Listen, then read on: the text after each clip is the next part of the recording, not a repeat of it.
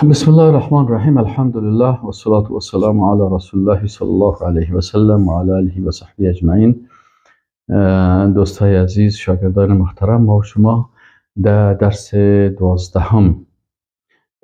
دوازدهم صفت اسم الجبار الله سبحانه و تعالی را خواندیم و گفتیم که در اسم الجبار الله سبحانه و تعالی ما و شما 3 نقطه را باید بفهمیم.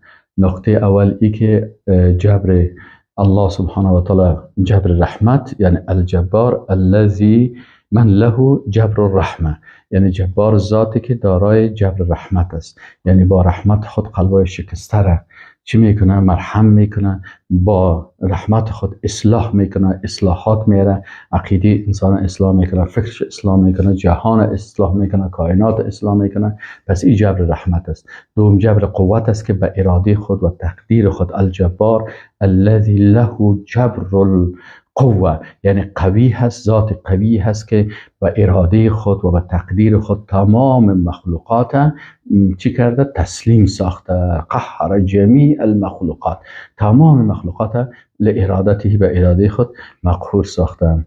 و دیگه خواندیم که جبر سومیش چیز؟ جبر علو بود که یعنی الله ذات جبار هست، یعنی از در مقام بسیار عالی هست الله سبحانه و تعالی که این جبر علو میگن.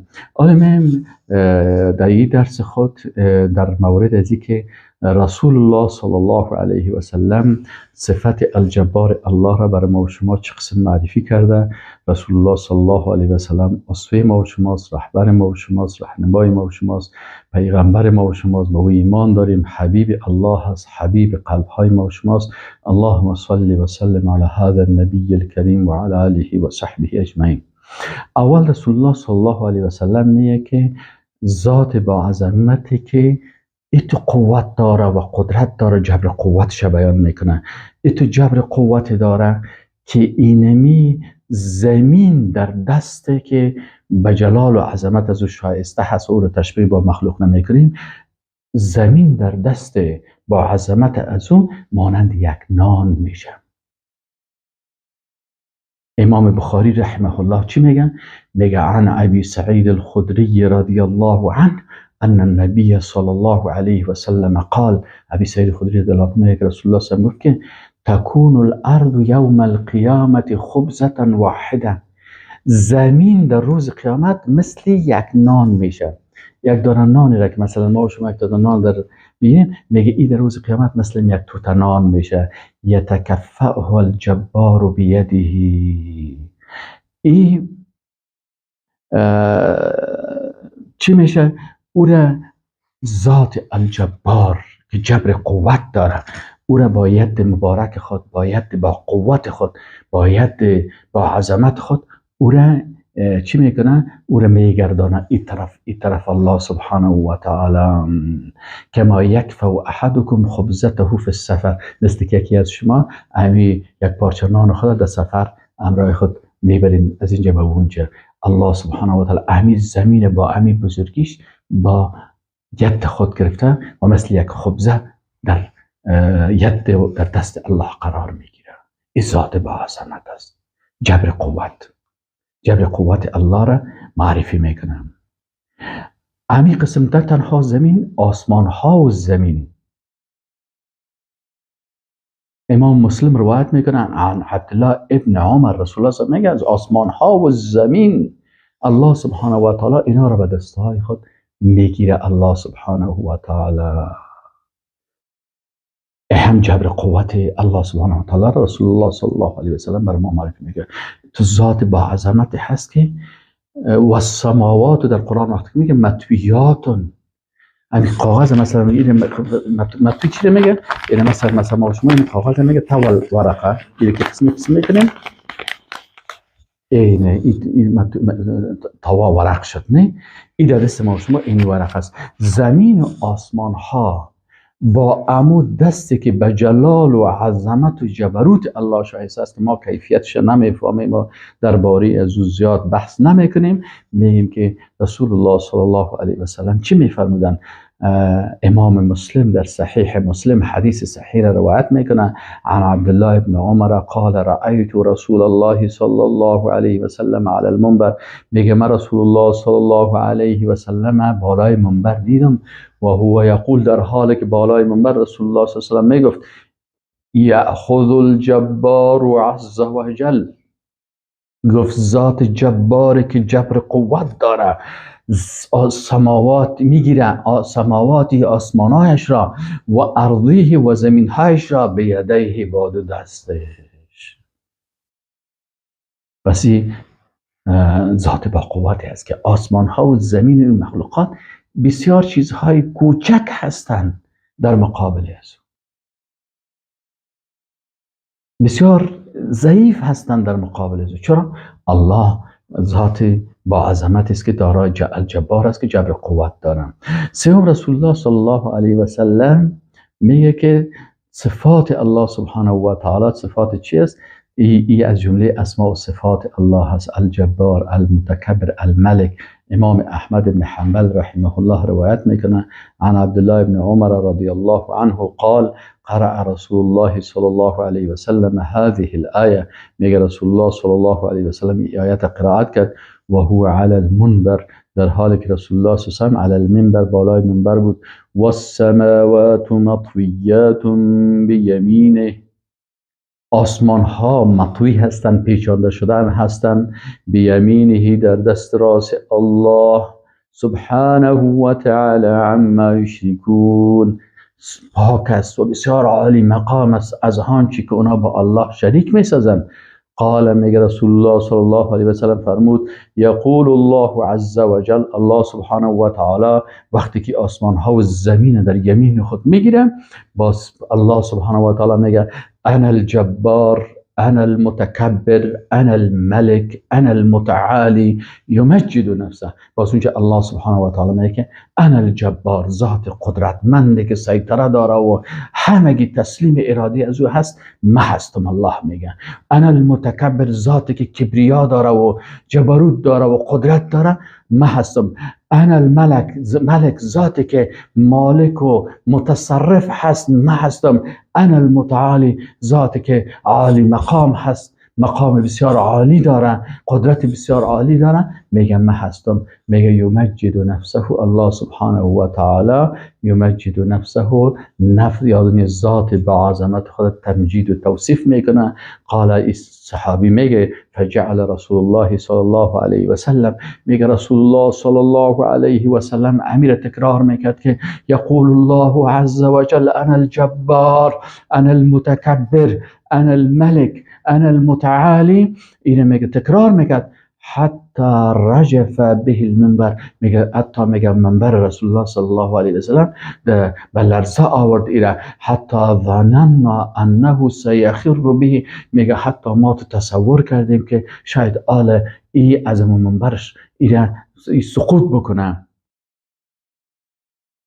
یعنی اقدر رسول الله صلی الله علیه و سلم جلال و قوت و جبروت و عظمت و کبریا و مالکیت و تصرف و علو الله سبحانه و تعالی را بیان میکرد. چهارم رسول الله صلی الله علیه و سلم میگه که الله سبحانه و تعالی ذات با عظمت است که دارای جبروت و ملکوت و کبریا هست. امام ابی داود در حدیث صحیح روایت میکنه عن عوف بن مالک الاشجعی قال قمت مع رسول الله صلی الله علیه و سلم لیلتا، میگه یک شب ما به امرای رسول الله صلی الله علیه و سلم قیام اللیل کردم، یعنی در تهجد خستم. فقام، میگه رسول الله صلی الله علیه و سلم برخاست، فقرأ سورة البقره، میگه سوره بقره را در نماز تهجد خود خواند. لا یمر بآیت رحمت الا وقف، میگه هر آیت رحمت که میخوان در او استاد میشد، توقف میکرد. فسأل، باز دعا میکرد به الله سبحانه و تعالی که یا الله از این رحمتت ما را نصیب بکن. ولا یمر بآیت عذاب، و وقتی که مرور نمیکرد به یک آیتی که در اونجا عذاب الله بیان شده بود، باز در اون وقتی که مرور میکرد الا وقف، توقف میکرد. فتعوذ، باز به الله پناه میجست از این عذابی که در اینجا ذکر شده هست. قال، بازی صحابی میگه ثم ركع، باز رکوع کرد رسول الله صلی الله علیه و سلم به قدر قیامه، یعنی سعی که در قیام سوره فاتحه سوره بقره را خواند، به اندازه که قیام کرده بود سوره بقره را خوانده بود، در رکوع ایستاد. سبحان ذی الملکوت والجبروت والکبریاء والعظمه. امیر یقول فی رکوعه، در رکوع خود چی میگفت؟ سبحان ذی الجبروت والملکوت والکبریاء والعظمه. پاک است ذاتی که صاحب جبروت است، یعنی جبر قوت داره، جبر رحمت داره و جبر علو داره. والملکوت صاحب ملکوت است، یعنی مالک متصرف تمام کائنات است. ذاتی که صاحب کبریا هست، یعنی با بسیار با والعظمت و ذاتی که صاحب عظمت است. همین اندازه، یعنی بنده فکر بکن چند آیت سوره بقره و رسول الله صلی الله علیه و سلم میگه سبحان ذی الجبروت والملکوت والکبریاء والعظمه، و در رکوع هست سبحان ذی الجبروت والملکوت والکبریاء والعظمه، سبحان ذی الجبروت والملکوت والکبریاء والعظمه، و به این شکل. ثم سجد به قدر قیامه، باز میگه سجده کرد به اندازه که قیام کرده بود، به مو اندازه در سجده بود، یعنی در قیام سوره بقره را خواند، در رکوع به اندازه سوره بقره به مو اندازه که قیام کرده بود رکوع کرد، باز به مو اندازه در سجده سر خود به الله ماند. سبحان الله. ما میگیم ما امت رسول الله صلی الله علیه و سلم هستیم، 3 دفعه سبحان ربی الاعلی را هم بسیاری کسا در نماز خود درست نمیگن، مثل پرنده واره سر خدا رو تک تک میکنه پس میخیزن، و باز تمام جنجال است که الا 20 رکعت بخوانیم، که الا 30 رکعت بخوانیم، که الا 12 رکعت بخوانیم، الا 8 رکعت بخوانیم. صحیح بخوان، 2 رکعت بخوان مثل رسول الله صلی الله علیه و سلم واره. خفتن شروع کنی تا که سوره بقره را میخوانی، تا که اندازه بقره رکوع میکنی، تا به اندازه بقره سجده میکنی، سحری سرت میشن. ثم قال في سجوده مثل ذلك، ثم قام، باز میگه رسول الله صلی برکات دوم استاد شد، فقرأ بآل عمران، در رکات دوم چی خوان؟ سوره آل عمران خوان. آل که اگر مثلا یک رکات ویل للمطففین را بخوانی، وقت روی خود دور میده که تو حفظایت سر ما پخته میکنی، حفظایت سر ما پخته میکنی، این اعطینا را چرا نخواندی؟ والعصر چرا نخواندی؟ آمدی ویل للمطففین خواندی. سبحان الله.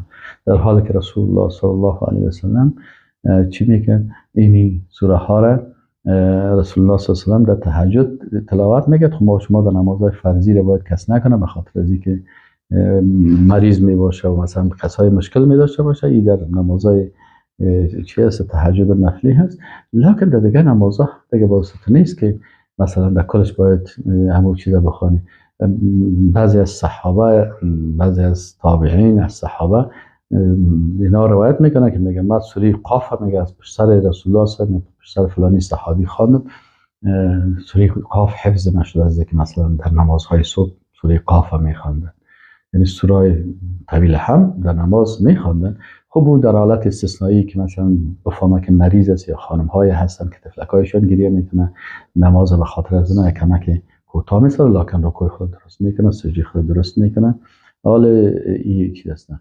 خب به هر صورت رسول الله صلی الله علیه و سلم پنجمین نقطه چی هست؟ که ذات با عظمتی که جبران کننده هست. یعنی رسول الله صلی الله علیه و سلم میگه که الله سبحانه و تعالی همه قسم که جبر قوت داره، جبر علو داره، دارای مقام عالی هست، جبر رحمت داره که جبران میکنه. از این خاطر رسول الله صلی الله علیه و سلم امام ابن ماجه رحمه الله روایت میکنه عن ابن عباس رضی الله عنهما قال، میگه عبدالله ابن عباس رضی الله عنهما میگه که کان رسول الله صلی الله علیه و سلم، میگه رسول الله صلی الله علیه و سلم همین قسم میگه عبادتشان بود که یقول میگفتن بین السجدتین، در بین دو سجده، فی صلات اللیل، در نماز شب. چی میگفت؟ در بین دو سجده چی میگفت؟ رب اغفر لی، یا الله مرا مغفرت بکن، وارحمنی، و مرا بالای مرحم بکن، واجبرنی، یا الله جبران بکو بر من، یعنی امو دل ما که شکستاندن، سرم ظلم کردن، سختی ها را سر آوردن. یا الله در مقابل ازنا تو جبران بکو که بر ما هدایت، مغفرت، جنت، رحمت، نعمت یا نصیب بگردانی. وارزقنی و یا الله بر ما رزق نصیب بکن، وارفعنی و مرا مقام بلند نصیب بکن. والسلام علیکم و رحمت الله و برکاته.